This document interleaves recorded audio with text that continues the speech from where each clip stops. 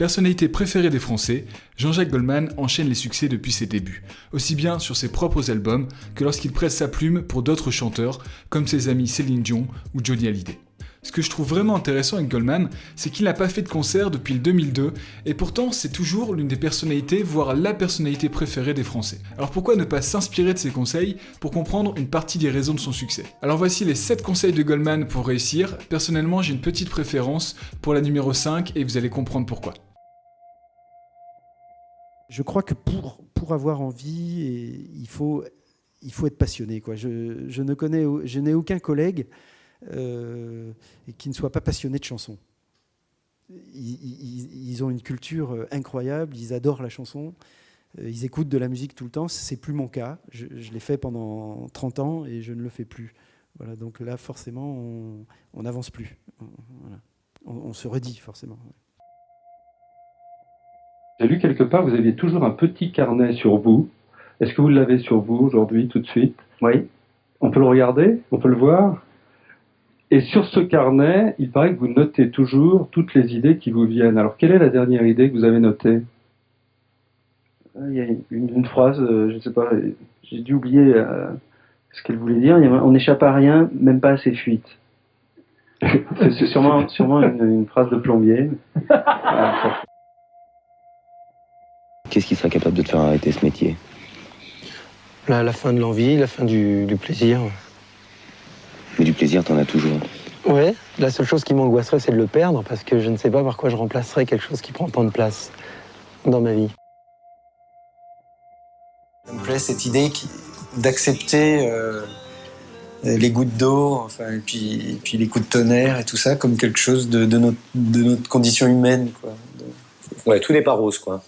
Et puis il faut le vivre. Il faut le vivre et puis on en sort plus riche de tout ça. Et il t'arrive à toi? Est-ce que ça t'arrive, ces moments-là? Ces moments où t'es en bas? Bah, ça arrive à tout le monde, oui. Ça arrive à tout le monde. Moi, plutôt moins qu'aux autres, parce que je suis une bonne nature, et puis que j'ai beaucoup de chance. Mais bon, on a toujours un ami qui est malade, on a toujours des choses comme ça qui se passent pas comme on voudrait. Il y a des épreuves que tout le monde traverse, quoi.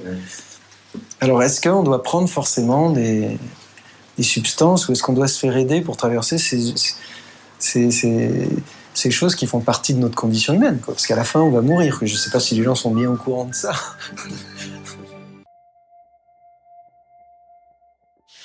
Comment justement on pète pas les plombs et qu'on décide pas de, je sais pas, craquer de l'argent, je sais pas, tu peux avoir 10 Porsche, 20 Mercedes, avoir 3 palaces, un Miami, un New York, une maison à Los Angeles, et je sais pas. En étant prétentieux, quoi. En étant exigeant, en étant, voilà, justement, en méprisant ça, quoi.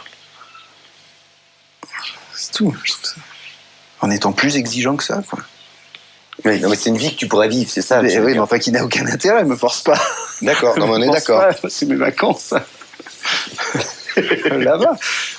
C'est marrant à voir, 1 ou 2 fois. Puis bon, une fois que t'as compris, ça va. Non, parce que des gens ont pensé pendant un moment que c'était une modestie, si tu veux, la Goldman attitude.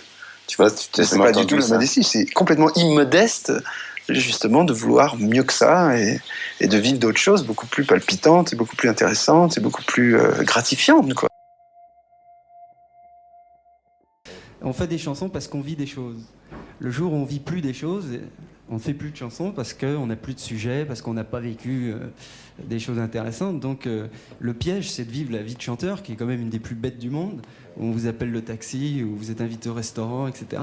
Et à partir du moment où il ne se passe plus rien et où on ne vit pas des choses réelles et authentiques, là je crois qu'on est cuit. Alors le danger, je crois que c'est ça surtout.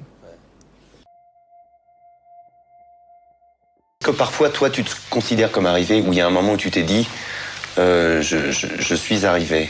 Quand à 29 ans, tu commences et tu te retrouves à 40 ans au top, enfin, d'une notoriété, j'entends, qui est prouvée, reconnue.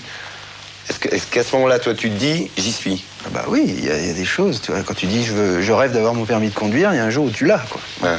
Donc il y a un jour où tu es dans une voiture. Quand tu dis un jour je voudrais chanter devant 6000 personnes qui chanteront en même temps que moi, il y a un jour où ça arrive. Un jour je voudrais vivre de mon métier de chanteur, et un jour où tu peux. Il y a quand même des échéances claires.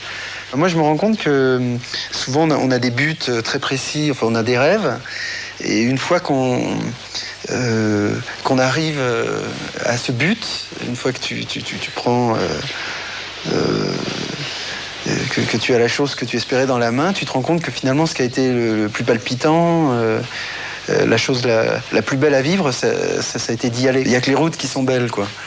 Que finalement, c'est accéder à quelque chose qui fait les épices et l'intérêt d'une existence et pas le fait de les avoir. Pour tourner cette vidéo, j'ai regardé l'ensemble des interviews de Goldman et je pense avoir compris une petite partie de ce qui a fait le succès de ce chanteur. Et c'est le conseil numéro 5 qui nous donne un indice, puisqu'il nous dit qu'il est trop prétentieux pour jouer les ultra riches et faire comme les autres chanteurs qui sont connus dans le milieu et qui sont totalement déconnectés de la réalité. Pour moi, il a toujours été lucide sur sa carrière et il a toujours cherché à se protéger. Et en fin de compte, en étant différent des autres chanteurs de sa génération, il est resté beaucoup plus proche de son public, puisqu'il apparaît comme simple et accessible, du moins en apparence. Donc essaie d'être lucide sur le projet que tu veux lancer. Essaie de rester proche de tes clients et de comprendre leurs problèmes. Si tu comprends leurs problèmes, tu seras capable de leur apporter une solution qui est vraiment axée sur eux.